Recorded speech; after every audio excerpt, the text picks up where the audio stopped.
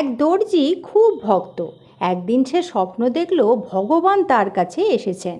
ঘুম থেকে উঠে সে আনন্দে বিভোর, ভগবান আসবেন বলে মনের আনন্দে সব পরিষ্কার করে রাখল। ভোরবেলা ঝাড়ুদার রাস্তা ঝাঁট দিচ্ছে। দর্জির মন খুব প্রসন্ন। ঝাড়ুদারকে বলল, একটু চা খেয়ে যাও। যত্ন করে তাকে চা খেতে দিল। দর্জি দেখল একটি মেয়ে ছোট বাচ্চা কোলে করে শীতে কাঁপছে। দর্জি তাকে যত্ন করে কাপড় চোপড় দিয়ে তাকে একটু আগুন পুইয়ে যেতে বলল। এরপর দর্জি দেখল ছেলেরা একটি ফলওয়ালাকে উৎপাত করছে। তার কাছ থেকে ফল নিয়ে পয়সা দেওয়া নিয়ে ঝগড়া করছে তার সঙ্গে। দর্জি সেসব ঝগড়াও মিটিয়ে দিল। সারাদিন এইভাবে কেটে গেল।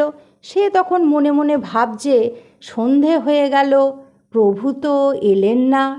তখনই দৈববাণী হলো, আমি এসেছি। সে আকুল হয়ে জিজ্ঞাসা করল, কোথায় তুমি প্রভু? তিনি তখন বললেন, ঝাড়ুদার আমি। তুমি যাকে কাপড় দিলে আর আগুন পোহাতে দিলে সেও আমি। আবার যে ফলওয়ালাকে তুমি সাহায্য করলে সেও আমি, সব আমি।